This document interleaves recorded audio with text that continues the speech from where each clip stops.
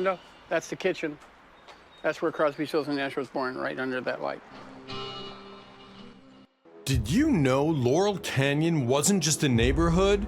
It was the birthplace of rock legends like Joni Mitchell and the Doors. These rare photos reveal their untold stories and the magic they created. Stay tuned. 30. Joanie Mitchell's Creative Sanctuary. Seed and sing where you feel as every... Fun fact. Did you know Joni Mitchell painted the walls of her Laurel Canyon home? It was her haven for creativity.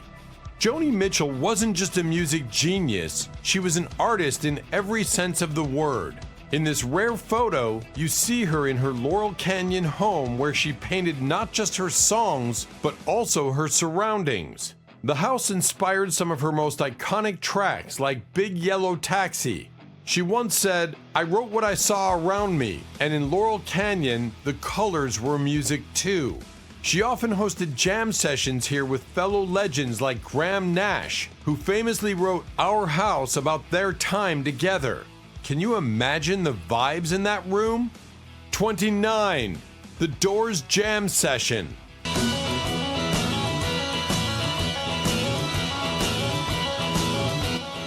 Imagine the magic. Jim Morrison, barefoot, jamming with his band in their Laurel Canyon living room. It's pure rock history. This photo takes us back to the time when the Doors were just breaking into the scene.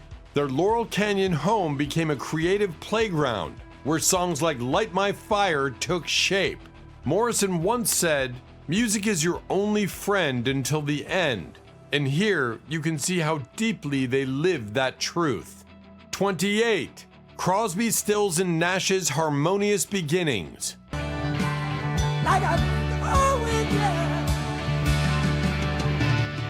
Did you know that Crosby, Stills, and Nash's first album cover was shot in Laurel Canyon? This iconic trio found their harmony here. In this captivating photo, David Crosby, Stephen Stills, and Graham Nash are seen relaxing on a tattered couch outside a quaint house in Laurel Canyon. This seemingly casual setting became the cover of their debut album. Interestingly, the trio had not yet decided on the order of their names. After the shoot, they settled on Crosby, Stills, and Nash and returned to reshoot the cover, only to find the house had been demolished. Thus, the original photo became the album cover by default. Graham Nash recalls, "Laurel Canyon was a place where we could be ourselves and create music that was true to us." 27. Frank Zappa's Family Moments. I might be moving to Montana soon. Just to raise. Ever wondered how avant-garde musician Frank Zappa balanced his eccentric career with family life? This rare snapshot offers a glimpse. Here, Frank Zappa is captured swinging in his Laurel Canyon yard with his daughter Moon Unit in May 1968. Known for his experimental music and unconventional lifestyle, Zappa's home became a gathering spot for artists and free spirits. The log cabin, as it was called, was a massive rustic house that once served as a tavern. Dale Zappa described it as huge and vault-like and cavernous. 26. Mama Cass's Welcoming Haven. Night breezes seem to whisper. Did you know Mama Cass's home was the ultimate hangout spot for rock legends? Her Laurel Canyon abode was a hub of creativity. Mama Cass Elliott, the soulful voice of the Mamas and the Papas, transformed her Laurel Canyon home into a sanctuary for musicians. Known as the Gertrude Stein of Laurel Canyon, she hosted countless gatherings that sparked collaborations and timeless music. Graham Nash recalled, "Cass's place was our central hub. You'd walk in and find Joni Mitchell, Eric Clapton, and David Crosby jamming together." 25. Neil Young's Rustic Retreat. I wanna live, I wanna give. Ever wondered where Neil Young penned some of his early hits? His Laurel Canyon cabin was a songwriting sanctuary. In the late 60s, Neil Young resided in a quaint cabin on Lookout Mountain Avenue in Laurel Canyon. This humble abode became the birthplace of classics like Mr. Soul and Expecting to Fly. Surrounded by nature, Young found solace and inspiration in the canyon's serene environment. Photographer Henry Diltz captured Young during this era, reflecting the rustic charm of his surroundings. Young once reminisced, Laurel Canyon was a place where the music flowed as naturally as the breeze through the trees. 24. The birds in nature. Season turn, turn, turn, at their time to. Did you know the birds found much of their inspiration hiking through Laurel Canyon's lush trails? Their music was shaped by its serenity. This photo captures them taking a break in the canyon's verdant surroundings, guitars in hand. It was here, amidst nature, that they crafted hits like Turn, Turn, Turn and 8 Miles High. Roger McGuinn once said, "The canyon was our escape. It was our place to think, write, and breathe." 23. Carole King's Creative Corner.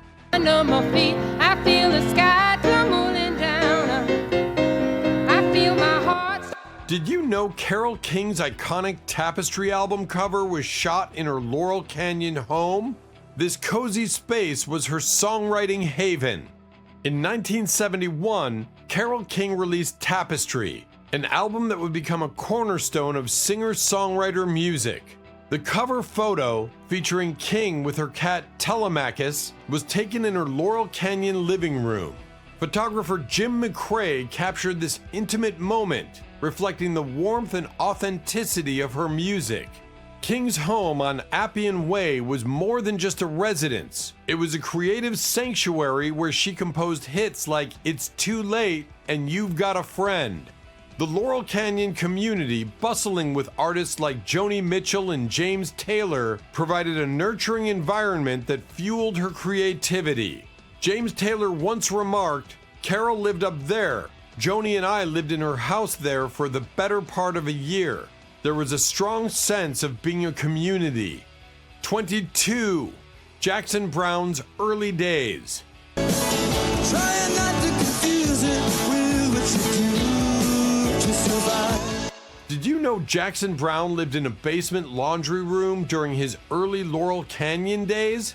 His humble beginnings shaped his heartfelt songwriting. In the late 1960s, a young Jackson Browne resided in the downstairs laundry room of Columbia Records A&R man Billy James's home in Laurel Canyon. This modest setup didn't hinder his creativity. Instead, it became the cradle for his early compositions. Surrounded by a community of musicians, photographer Henry Diltz captured Browne during this era, reflecting the rustic charm of his surroundings. Browne once reflected, "Laurel Canyon was a place where the music flowed as naturally as the breeze through the trees." Tired of expensive, low-effort script writers for your YouTube channel? Autoscripter.ai is the ultimate solution.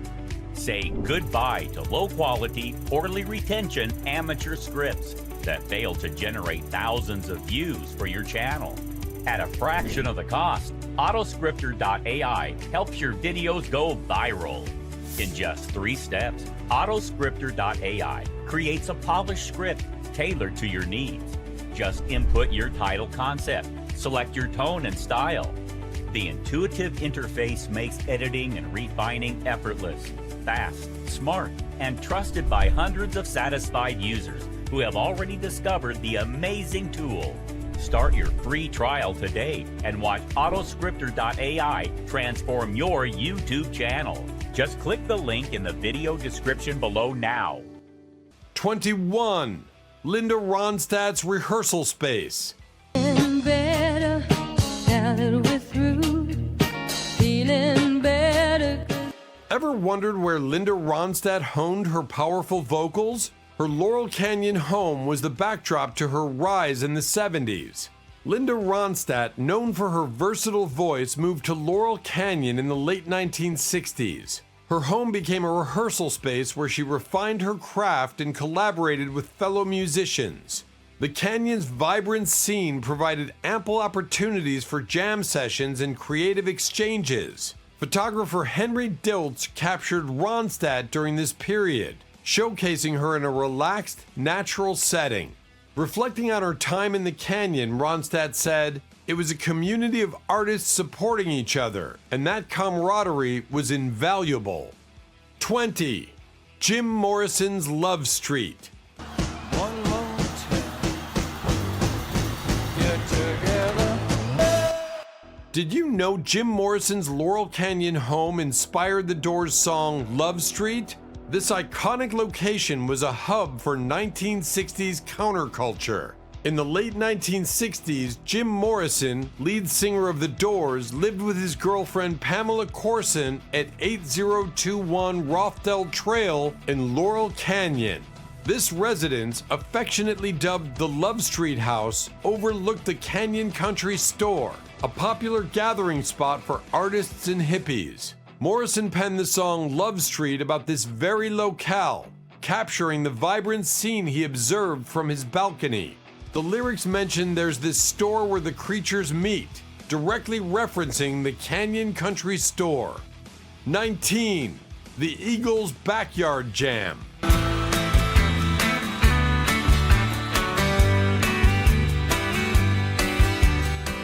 Did you know the Eagles' harmonious sound was born in a rustic Laurel Canyon backyard? Their casual jam sessions led to timeless hits. In the early 1970s, the Eagles, Glenn Frey, Don Henley, Bernie Leadon, and Randy Meisner often gathered in Frey's Laurel Canyon home for informal jam sessions. Photographer Henry Diltz captured these moments, showcasing the band's camaraderie and creative synergy. Frey's home, humorously dubbed the Kirkwood Casino and Health Club, was notorious for its all-night jam sessions and poker games. 18. Bonnie Raitt's Porch performances. So much more at stake. Life gets mighty precious. Did you know Bonnie Raitt's soulful blues echoed through Laurel Canyon's hills? Her Porch performances were legendary.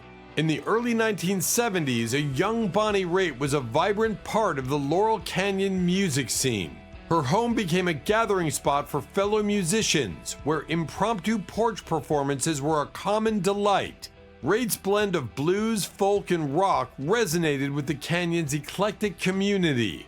Photographs from this era, such as those by Henry Diltz, capture Raitt's relaxed and engaging presence. Reflecting on her time in Laurel Canyon, Raitt noted, "It was a melting pot of creativity and collaboration." 17. Graham Nash's Photographic Eye.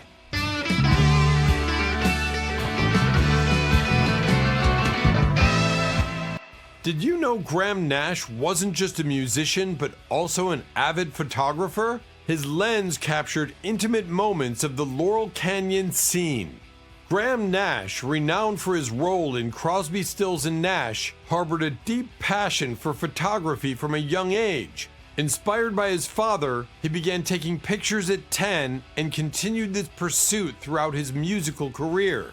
His camera accompanied him on tours with the Hollies and later CSN, capturing candid moments with fellow artists in Laurel Canyon. Nash's photographs offer a unique glimpse into the personal lives of music legends including Joni Mitchell, Stephen Stills, and Neil Young. In his book, A Life in Focus, The Photography of Graham Nash, he shares these images alongside personal reflections, providing an intimate portrayal of the era. Nash once remarked, "Photography has always been a passion, capturing moments that would otherwise be forgotten." 16. Stephen Stills' Songwriting Haven.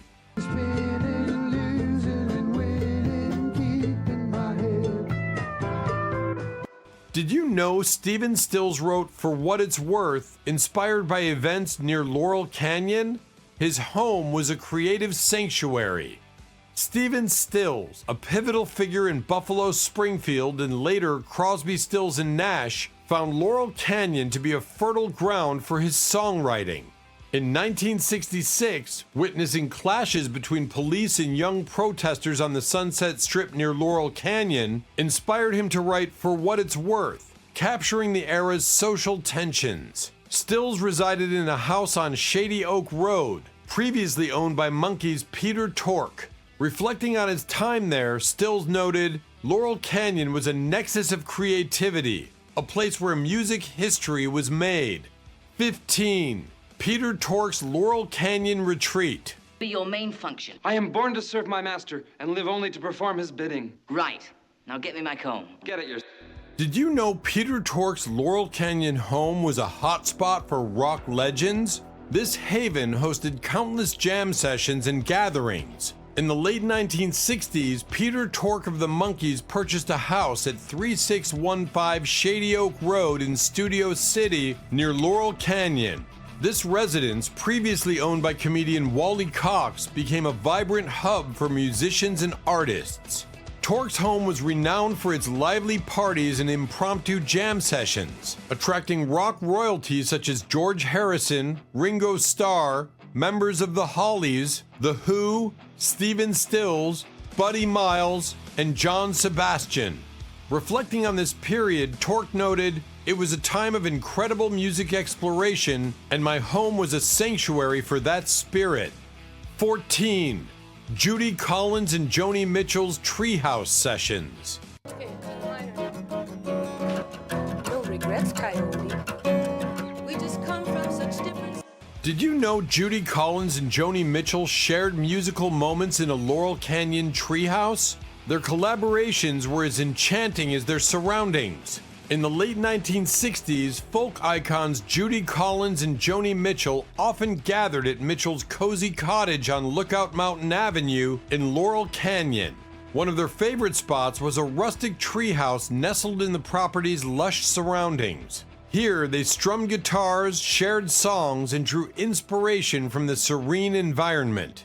Photographer Roland Sherman captured these intimate sessions, highlighting the deep bond between these two artists. Collins once remarked, "Joni's place was a haven where we could escape and let our creativity flow freely." 13. Brian Wilson's vibrant abode. Did you know Brian Wilson once painted his entire house purple? The Beach Boys mastermind brought his colorful creativity home.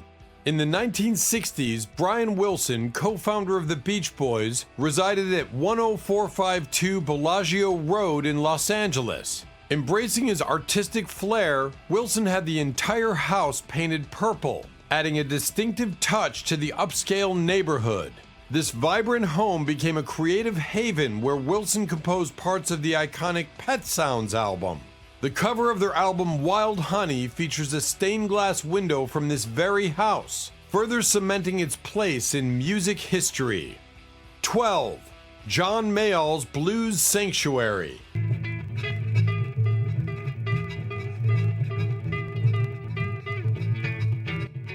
Did you know John Mayall's Laurel Canyon home was dubbed the Brain Damage Club? This blues legend's house was a party epicenter. British blues pioneer John Mayall moved to Laurel Canyon in 1969, purchasing a 3-story home that quickly became a social hotspot. Nicknamed the Brain Damage Club, the house was renowned for its vibrant parties, featuring a private movie viewing room and a swimming pool built into the hillside. Mayall's residence attracted a who's who of the music scene, fostering collaborations and friendships. His 1968 album, Blues from Laurel Canyon, reflects his experiences and the inspiration he drew from the area. 11. James Taylor's Canyon debut. Won't you look down upon me, Jesus? Did you know James Taylor's breakthrough album, Sweet Baby James, was crafted in Laurel Canyon? This serene enclave nurtured his early songwriting. In 1969, a 21-year-old James Taylor moved to Laurel Canyon, immersing himself in its vibrant music scene. Here, he composed songs for his seminal album, Sweet Baby James, which catapulted him to stardom in 1970. Lord knows when the cold wind blows. Photographer Henry Diltz captured Taylor during this era. The canyon's tranquil environment provided the perfect backdrop for Taylor's introspective songwriting. 10. Harry Nilsson's legendary parties.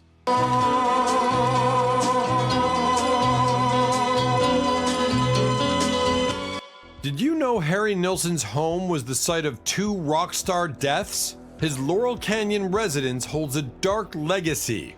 Harry Nilsson, the enigmatic singer-songwriter, owned a flat in London where both Cass Elliot of the Mamas and the Papas and Keith Moon of The Who tragically died 4 years apart in the same room. This eerie coincidence cast a shadow over Nilsson's otherwise vibrant life. Over the ocean like a stone. In Los Angeles, Nilsson resided at 7708 Woodrow Wilson Drive, a home that overlooked Laurel Canyon. 9. Gene Clark's Rustic Retreat. Did you know Gene Clark's Laurel Canyon home was a haven for target practice? The Byrds' co-founder had a unique pastime. Gene Clark, a founding member of the Byrds, resided in a rustic Laurel Canyon home that became a sanctuary for his creative endeavors. Known for his introspective songwriting, Clark found inspiration in the canyon's serene environment. Interestingly, he had a fascination with firearms. His brother Rick Clark noted that their picnic table bore bullet holes from shooting at cans and bottles from the back porch. 8. David Crosby's creative commune. Window, that's the kitchen. That's where Crosby, Sills, and Nash was born, right under that light. Did you know David Crosby's Laurel Canyon home was a melting pot for musical legends? His living room witnessed the birth of iconic collaborations. David Crosby, a pivotal figure in the Byrds and Crosby, Stills, and Nash, made his home in Laurel Canyon during the 1960s. His residence became a central hub for musicians, fostering collaborations that defined the era. One iconic photograph captures Crosby alongside Joni Mitchell and Eric Clapton jamming in the backyard. 7. Mickey Dolans' party pad. Did you know Mickey Dolans' Laurel Canyon home was a hotspot for Hollywood's elite? The Monkees drummer hosted legendary gatherings. In the late 1960s, Mickey Dolans, drummer and vocalist for the Monkees, purchased a home at 2441 Horseshoe Canyon Road in Laurel Canyon. This residence became a central hub for musicians and actors, hosting numerous Hollywood parties. The house's proximity to other artists' homes made it a convenient gathering spot, fostering collaborations and friendships. He once remarked, "Laurel Canyon was a very small community of musicians and long-haired weirdos." 6. Lowell George's childhood home. Still. Willing. Did you know Lowell George was a native Laurel Canyon resident? The Little Feat founder's roots ran deep in this artistic enclave. Lowell George, founder of the band Little Feat, was born in Hollywood and raised in Laurel Canyon. His father, Willard H. George, a successful furrier to Hollywood stars, built the family home in the canyon in the 1940s. Willing. Growing up in this creative environment, George developed a passion for music, starting with the harmonica before settling on the guitar as a teenager. 5. Judy Sills' troubled genius. This holy breath touching me. Did you know Judy Sills was the first artist signed to David Geffen's Asylum Records? Her haunting melodies emerged from a tumultuous past. Judy Sills, a singer-songwriter with a voice both ethereal and poignant, became the inaugural artist on David Geffen's Asylum Records in the early 1970s. Her self-titled debut album, released in 1971, featured the track Jesus Was a Crossmaker, which received airplay and was later covered by the Hollies. Sills' compositions often delved into themes of spirituality and metaphysics, reflecting her complex inner world. Despite her musical talents, she struggled with heroin addiction. a battle that influenced her artistry and life trajectory.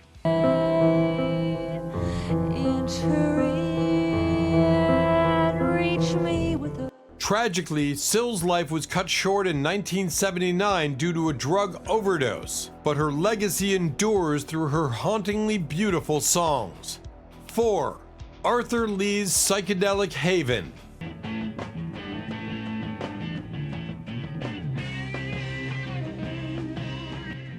Did you know Arthur Lee's band Love was among the first racially integrated rock bands? Their Laurel Canyon home was a psychedelic sanctuary.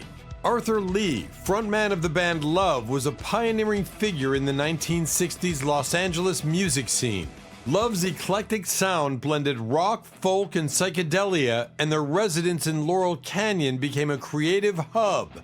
I'm not on a rush basis of trying to please. The band's communal living arrangement fostered a collaborative environment, leading to the creation of their critically acclaimed album, Forever Changes. Reflecting on his time in Laurel Canyon, Lee remarked, "We started the whole hippie thing." 3. Richie Fury's Canyon Collaborations. Did you know Richie Fury's Laurel Canyon home was a magnet for aspiring musicians? His hospitality sparked significant musical partnerships. In 1965, Richie Fury arrived in Laurel Canyon to join Stephen Stills, who had been living there since August of that year. Initially, Fury moved in with Mark Volman of the Turtles, who already had a place on Lookout Mountain Avenue.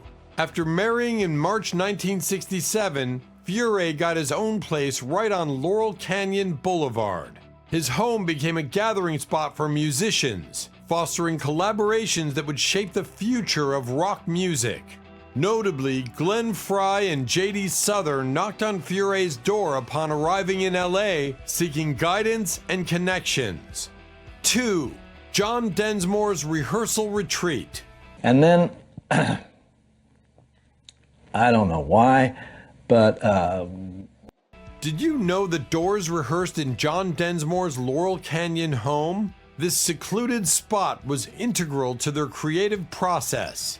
John Densmore, drummer for the Doors, owned a Tudor-inspired home on Appian Way in Laurel Canyon.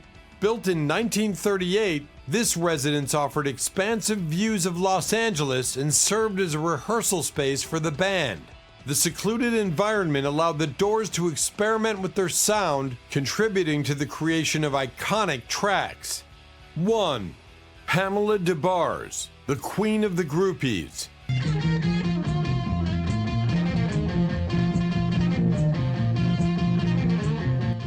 Did you know Pamela Dears didn't just influence rock stars, she styled them? Her unique fashion choices defined an era.